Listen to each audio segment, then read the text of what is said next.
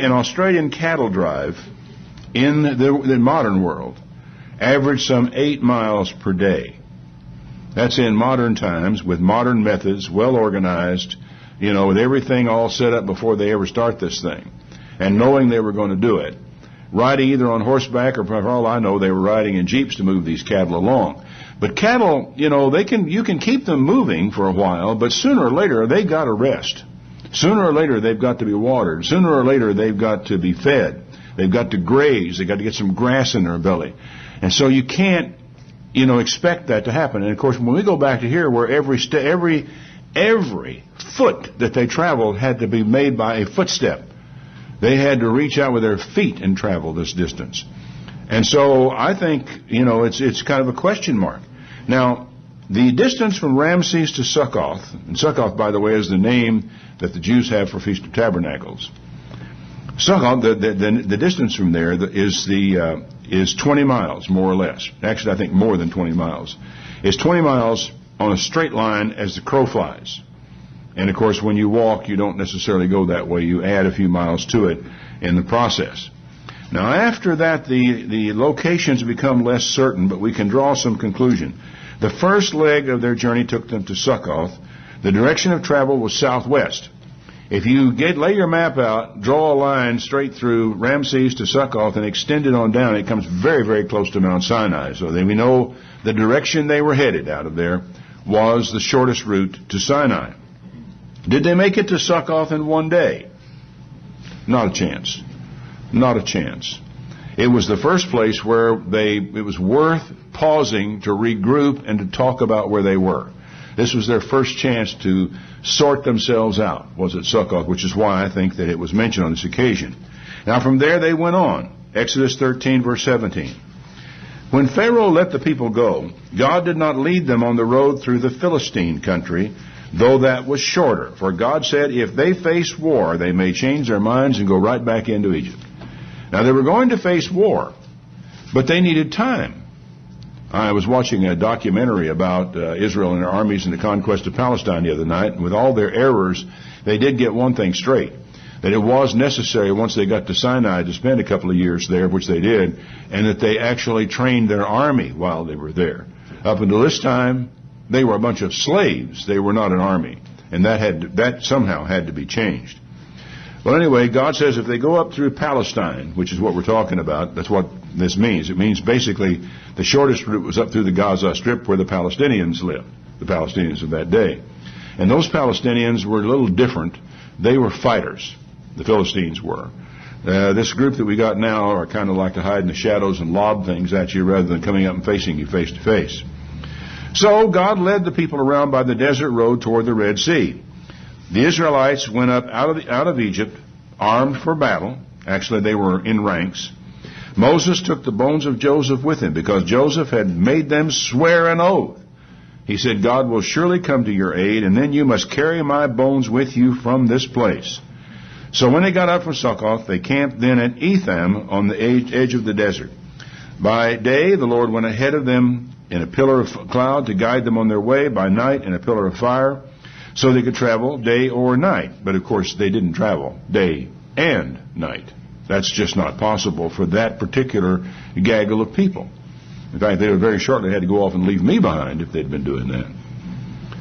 Neither the pillar of cloud by day nor the pillar of fire by night left its place in front of the people. Now, no one knows for certain where Etham was. But topographically, in looking at the map and considering what was going on here, it had to be about where Suez is today. That is 60 miles, straight line miles, southwest of Succoth. So they got to Succoth, they turned slightly to the south. Now we're 80 miles out of Ramses on the road that we're going on. We know they didn't cover any of that distance, any of these breaks in one day. It took much longer than that. And strictly speaking, by the way, they weren't out of Egypt yet. They were out of Egypt only in the sense that they had been freed from Egypt. But as far as geographically is concerned, they were not out. Well, we drove that route on the only occasion where we visited Egypt. Many years ago, when we were teaching in the college in England, we took our first Middle East trip. And part of that trip, we flew to Cairo, flew from Cairo to the Aswan Dam, and to Luxor first, I think, and then to Aswan, and then back to Cairo again.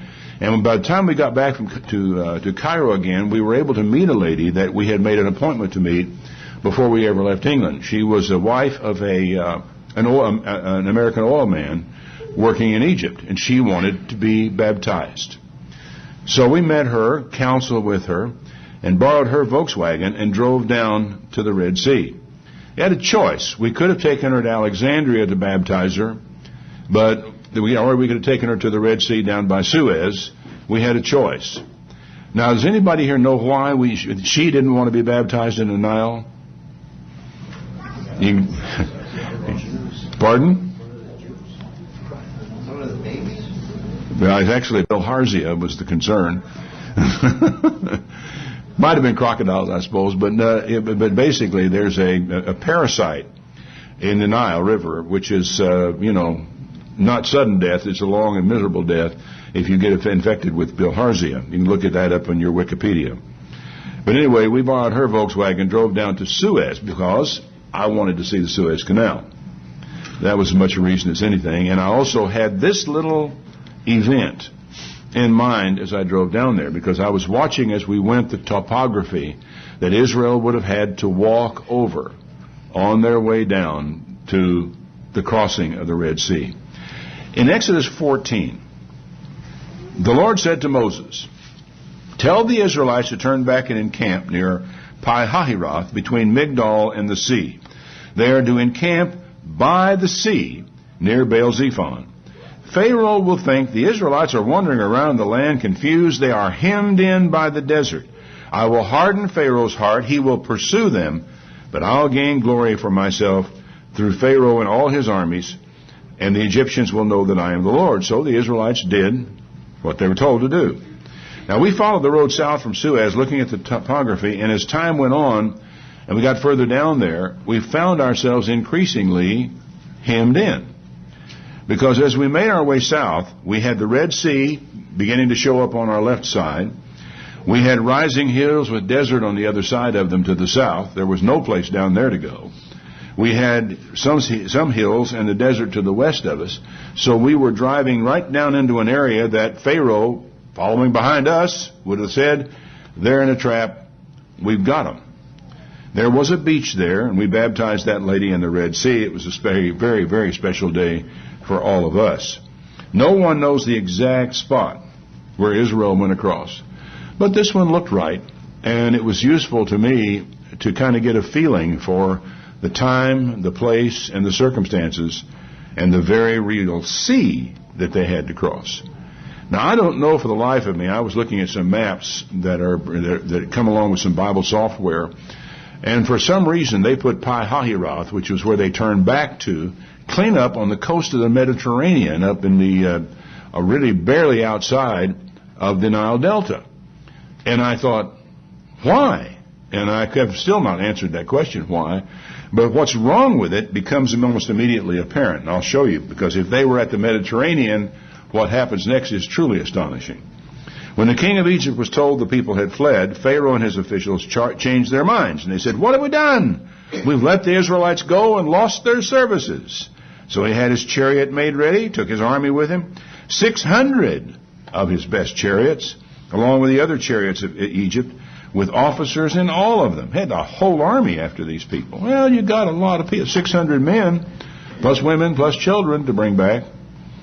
The Lord hardened the heart of Pharaoh, king of Egypt. He pursued the Israelites who were marching out boldly.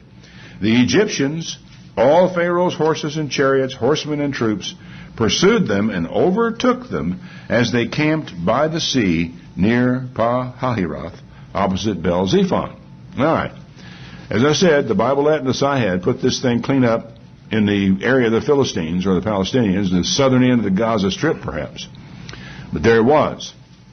Okay, this is not going to work, as we'll soon see. As Pharaoh approached, the Israelites looked up. There were the Egyptians marching after them.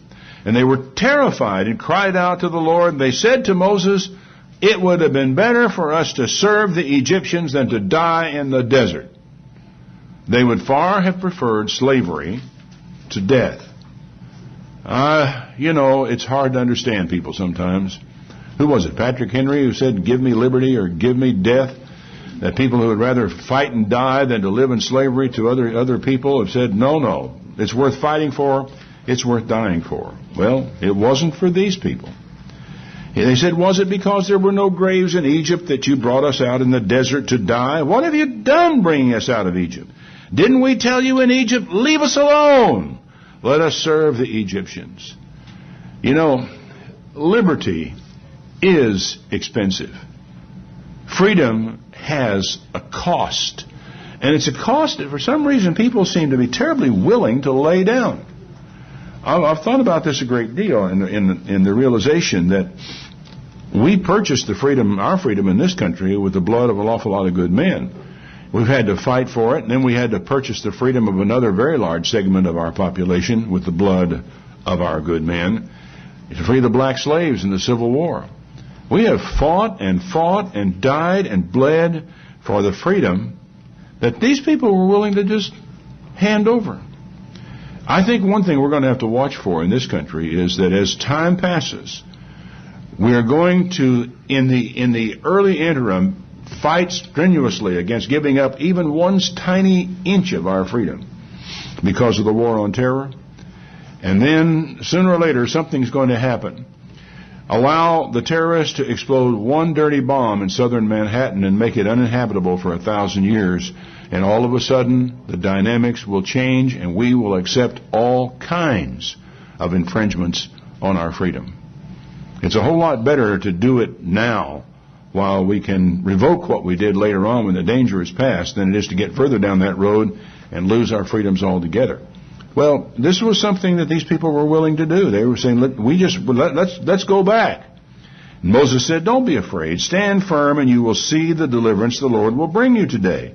The Egyptians you see today, you will never see again. The Lord will fight for you. All you've got to do is be still," which was asking an awful lot of those people. Then the Lord said to Moses, "Why in the world are you crying out to me? Tell the Israelites to move on. Raise your staff, stretch out your hand over the sea to divide the water so the Israelites can go through the sea on dry ground." Now, I don't know what Moses thought, but he talks to me. Of course, he'd already stopped the Nile, but now we're looking at the Red Sea. And he's supposed to stretch his rod out and divide the ocean. Now, Moses is a man who trusts God and believes in God, and so he went and did what he was said, but what a strange thing to ask a man to do and to expect him to believe is going to happen. "I will harden the hearts of the Egyptians. They're going to follow you right down in the water. I will gain glory through Pharaoh and all his armies, through his chariots and his horsemen. The Egyptians will know that I am Jehovah when I gain glory through Pharaoh and his horsemen and his chariots." Then the angel of God, which had been traveling in front of Israel's army, what do you know? There was actually an angel out there in the van. He said he'd been with them. He withdrew and then stood behind them. The pillar of cloud moved from in front of them and stood behind them, coming between the armies of Egypt and Israel. Throughout the night, the cloud brought darkness to the one side, light to the other side, so neither went near the other all night long. But something else pretty momentous was happening in the same period of time.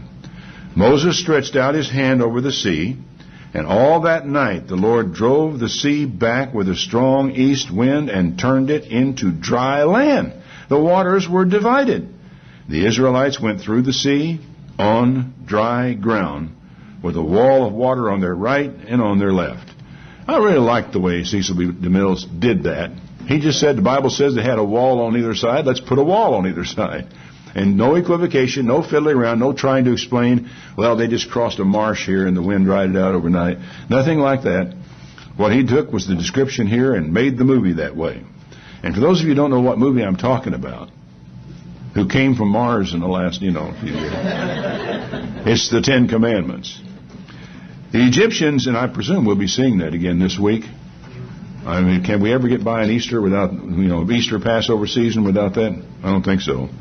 The Egyptians pursued them, and all Pharaoh's horses and chariots followed them right on down through there. Now, I'm not the one who to naturalize the things that God does, but you think about what you've got here.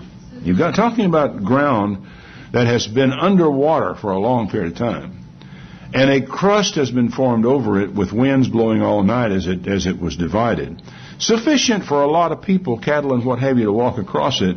But after a certain period of time, I would have to assume that that's getting pretty beat up down there. And as I say, there's probably water underneath it. Now you come rolling down through there with horses and chariots, heavy chariots. And you can see what will happen almost immediately. The wheels get bogged down. The Egyptians wind up having to take the wheels off of them. And it says he made the wheels of the chariots come off. I think in some cases they probably took them off and used them like sleds in order to make any kind of movement. And the Egyptians said, let's get away from the Israelites. The Lord is fighting for them against us. And so they tried to get back. But as they did, the Lord said to Moses, stretch out your hand over the sea so the waters can flow back over the Egyptians and their chariots and their horsemen. And Moses stretched out his hand over the sea, and at daybreak, the sea went right back into its place. The Egyptians were trying to get out of it, and the Lord swept them into the sea. The water flowed back, covered the chariots and horsemen, the entire army of Pharaoh that had followed the Israelites into the sea. Not one of them survived, not even Yul Brynner. That's always one false note people feel, but it suited the movie and the story flow of the movie for Yul Brynner to survive this and to know what has happened and have to go back, to his kingdom, which is now without an army. It suited the story, as I say, but that ain't what happened. Apparently Pharaoh and everybody else died down there. The Israelites went through the sea on dry ground with a wall of water on their right and on their left. That day, the Lord saved Israel from the hands of the Egyptians, and Israel saw the Egyptians lying dead on the shore where their bodies were washed up. And they saw with great power that the Lord displayed against the Egyptians. They feared the Lord and put their trust in him and in Moses, his servant. Man, what a day. And, you would kind of sort of think, wouldn't you, that after you had walked dry-shod across the bottom of the sea, seeing the water as a wall on your left and on your right, being afraid to even stick your hand in it to test it because you want to get out the other side of it as fast as you can, and then seeing at Moses' command it closes back up and destroys a whole army of men who are chasing you, I would think we would be impressed, wouldn't you? Man, but how long does it last? This is the hard part. How long does it last? Now, I just feel certain that all of us here would not do what the Israelites did. But we are human, and we aren't them, and who knows what we would do. I think probably we think that if we could just see such a manifestation of God's greatness and his power and what he could actually do, that we would be fine from here on out. And yet the lessons in the Bible are, nope. That the people who believed God, who really trusted him, and who stayed that way were people who believed his word. They just took his word for it. When God said, I'm going to do this, they said, yep, I believe that. Abraham, we're told, believed God, and it was counted for righteousness. Now, was this crossing on the last day of unleavened bread? I think I've heard people speculate that it might have been. Almost impossible. Maybe with a lot of variables cranked in, such as the location of the departure point.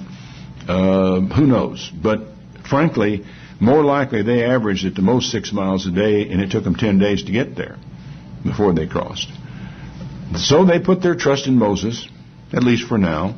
They still didn't know where they were going. They still didn't know how they were going to get there, except they're pretty sure they're going to walk. So they set off for the southwest again. Palestine lay to the northwest, 90 degrees to the left. So they were headed off in the wrong direction, and that's assuming that they even knew that they were going to Palestine. I'm not sure what they knew. I doubt that they did. Their task was to follow the cloud and the pillar of fire wherever they went. Well, then they came to Elim, where there were 12 springs and 70 palm trees, and they camped there near the water. This seems to have been the first significant water they had come to after leaving up there. And by that time, I imagine a lot of dry canteens in the camp.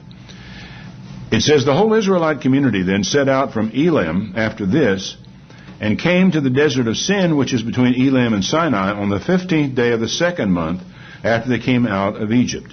In the desert, the whole community grumbled against Moses and Aaron, said, "Oh, if only we had just died by the Lord's hand in Egypt.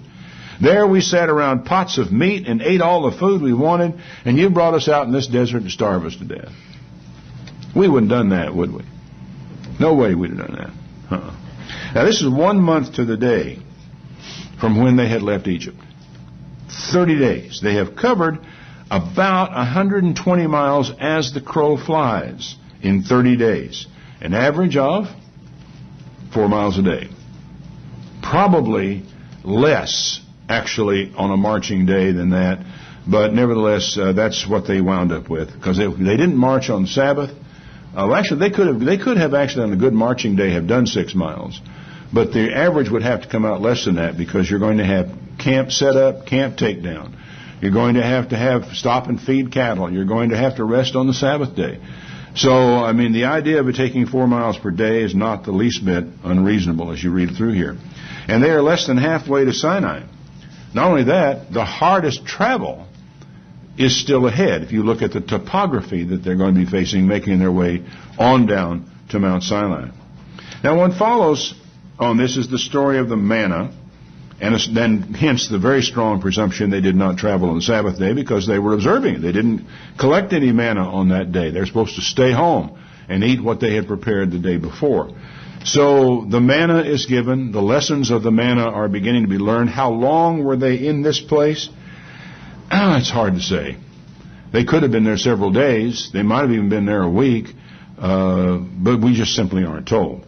All I'm doing here is just putting the little pegs in the map with some kind of an idea of the passage of time, so we have a feeling for how these 600,000 men, their wives, their children, all their cattle and their sheep made their way across through here like nomads in the desert.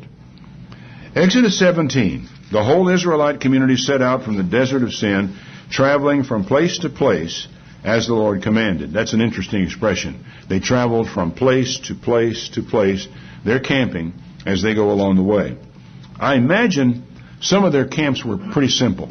They probably hit the camp, threw up tents, went to bed, got something to eat, went to bed, got up the next morning, got something to eat, and hit the road with the minimum amount of delay. They may not have even pitched tents in many of these cases. May have just slept open on the ground.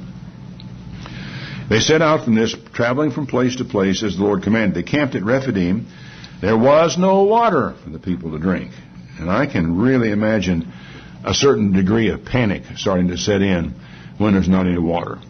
You got all these cattle out here, and you're really dependent upon these cattle for survival in the wilderness like this. You've got to have them, and if they can't drink, and if they start dying off, and then we start dying off, where are we going to be? Well, they quarreled with Moses and said, "Give us water to drink." And Moses said, "What are you quarreling with me for? Why are you putting God to the test?" But the people were thirsty, and they grumbled against Moses, saying, "Why did you bring us up out of Egypt to make us and our children and livestock die of thirst?"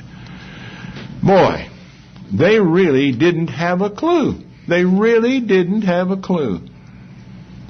You see a man like Abraham, where God says, take your son, your only son, take him over here to a mountain, and I want you to sacrifice him to me in a place that I will show you. As much as that pained Abraham, he went. He just went.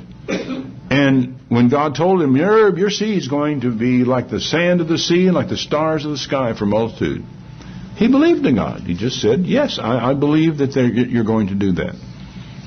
But not these people. Then Moses cried out to the Lord, saying, "What am I to do with this people? They're ready to stone me." And the Lord answered Moses, "Walk on ahead of the people. Take with you some of the elders. Take in your hand the staff with which you struck the Nile, and go. I will stand there before you by the rock at Horeb. Strike the rock, and water will come out of it for the people to eat." Wow. Go on up there, take your rod, hit that rock. Okay, I'll do it. So he went ahead and stood before the people. He struck the rock, in the sight of all the elders of the, he called the place Meribah, because the Israelites quarreled and tested the Lord, saying, is he among us or not? And God gave them water, plenty of it. Watered their cattle, watered themselves, and they were ready to go on beyond where they were at. Then comes their big battle with the Amalekites, a people that God, having seen the way they made war, and with his response to them, he closes this one out in verse 16. He says, hands were lifted up to the throne of God. The Lord will be at war against the Amalekites from generation to generation. And that goes clean down to King Saul when he was sent down to wipe the rest of them out, and he didn't do it. And it cost him his kingdom. Exodus 19, verse 1. In the third month after the Israelites left Egypt, on the very day, I presume that means they waltzed into the wilderness of the desert of Sinai on the 15th day of the third month, 60 days after having left the land of Egypt. So we can begin to see what they're dealing with. Now, there's a small problem here. I take this to mean they arrived in the desert around Mount Sinai on the 15th of Sivan. Anybody know what the problem is? According to Jewish tradition, the Ten Commandments were given on the 6th of Sivan, which, if you just take Exodus account, is utterly impossible because they weren't there yet. I may be overlooking something, and if I am, I'm sure somebody will point it out in short order. They made an average of about 4 miles per day. That's straight line miles, not wandering around the mountains miles, in this period of time. If they made it in 40 days of actual travel, they would have traveled 6.25 miles per day, which there's no reason to think they did. You have, over the first half of the journey, about 4 miles a day, then over the whole journey, about 4 miles a day, which I think is a pretty good estimate of the total of the average, considering all the campings, all of the delays, all the bickerings and arguments, and the things that they did. 4 miles a day from Cairo all the way down to Mount Sinai. That's actually pretty good time, considering all the people they had to drag down there with them, and considering you only go along at the slowest person really among you, because you got to take everybody. And frankly, looking at this congregation, we would need some help to be able to manage that.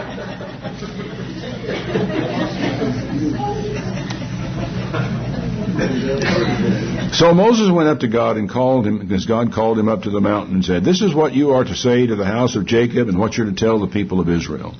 You yourselves have seen what I did to Egypt and how I carried you on eagle's wings and brought you to myself. This is always hilarious when I come across this. Sorry, I can't stand it. But there was a minister at one time when a church believed that they were going to be taken away by God to a place of safety called Petra down in the desert down south of, not far from where we're going to be here very shortly. And the way that they were going to go there was they were going to be going on DC-10s, was it? Or Lockheed 1011s? One of those planes had troubles with them, but anyway, they were going to go on that. How did he know that? Because they were going to go on eagle's wings. Question was, what did eagle's wings mean for Israel? By foot. And of course, what it really meant was the miraculous way in which God brought them to where they were. That's the expression. But the way some people interpret the Bible is just a little bit much. So he said, you saw I brought you out on eagle's wings. Now if you obey me fully and keep my covenant, then out of all nations you shall be my treasured possession. Although the whole earth is mine, you will be for me a kingdom of priests and a holy nations. These are the words you are to speak to the Israelites. So Moses went back and summoned the elders of the people and set before them all the words the Lord had commanded him to speak. And the people responded, and this is really important, we will do everything the Lord has said. And Moses brought their words back to God. You realize that what we're coming to here is the fundamental principle of what people call the Old Covenant. It's not a good name for it because it was brand new on this day. Brand new covenant. It is the Sinai covenant. It's not the Mosaic covenant because it's not made with Moses. Moses was kind of a mediator of it, but it was not his covenant. It was God's covenant with Israel. But the key element is, you walk before me and be a people, and I will bless you. I will be your God. You will be my people. And they all agreed to it. This is fundamental in a covenant, that you agree to the terms and the principles of the covenant. Israel did it. It would be a totally different situation, frankly, for a nation to go down a bad road without having had that covenant, and a nation having broken covenant to go down that bad road. Do you follow me? There is a big difference between having had no relationship with God in the first place and going wrong, and having had that relationship and going wrong. It's one of the reasons, I think, why we try, when we're talking to people about baptism, to say you need to count the cost, because you're entering into covenant with God, and you are better off not to enter the covenant than to enter it and then turn back from it. I mean, this lesson is just so strong as it's stated to us in this. Well, I'm not going to take you through the whole thing about the Ten Commandments which are given on this occasion, but I want to take you to the New Testament. 1 Corinthians chapter 10, where the Apostle Paul writes to the Corinthian church, this obstreperous, troublesome, aggravating group of people to whom we are gravely indebted because of the letter we got out of it. He says, "Moreover, brethren," this is chapter 10 of 1 Corinthians, "I would not you to be ignorant how all our fathers were under the cloud, all passed through the sea, and were all baptized unto Moses in the cloud and in the sea." I had this in my mind the whole way down there to baptize that lady, that this is where Israel was baptized in the Red Sea, and this lady's going to be baptized in the Red Sea, and I'm going to do it. It was a big thing for me, to some degree, because of what Paul said in this scripture. He said they all ate the same spiritual meat, they drank the same spiritual drink, and they drank of that spiritual rock that followed them, and that rock was Christ. But with many of them God was not well pleased. I wonder why. They were overthrown in the wilderness. They died out there. And we all know the story, don't we, of how they were supposed to go into the land. But they were going to have to fight. But God would fight on their side. But they began to murmur and were refusing to go. And God said, okay, you thought that you'd go up there and your children would die, but your children are going to be the ones that enter the promised land, and you're not. 40 years later, their children inherited the land, and their children had to fight for it, just like they would have if they'd gone there. Now he says, these things that happened to them were examples, to the intent that we should not lust after evil things like they lusted. Neither be you idolaters, as were some of them, because it is written, the people sat down to eat and drink and rose up to play. Neither let us commit fornication, as some of them committed, and fell in one day 23,000. And I haven't taken you through the whole story of all the stuff those people did out there. Neither let us tempt Christ, as some of them also tempted, and were destroyed by serpents.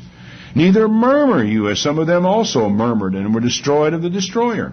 Now, here comes the bottom line, and this is why I chose today to go through these particular examples. All these things happen to them for examples, and they are written for our admonition, upon whom the ends of the world are come. I cannot understand Christian people who don't read the Old Testament. And there are Christian people who say, well, one fellow told me, he said, we think the Old Testament is like a road map that you use to get from here to California. We've gotten to California and we don't need the road map anymore.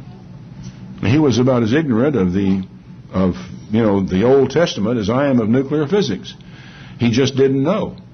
And I don't know what he thought of when he read this scripture, that all that stuff happened to them as an admonition for us upon whom the ends of the world are come. Can we look at what they have done and learn the lesson? And Paul signs it off with this. Wherefore let him who thinks he stands take heed lest he fall. And I'll tell you what, the history of God's people down through time, all the way down to the world in which you and I live and the church in which you and I walk, is one of God's people thinking that they stood, thinking they were where they ought to be, thinking they had everything all sorted out. And God says, you'd better be careful lest you fall.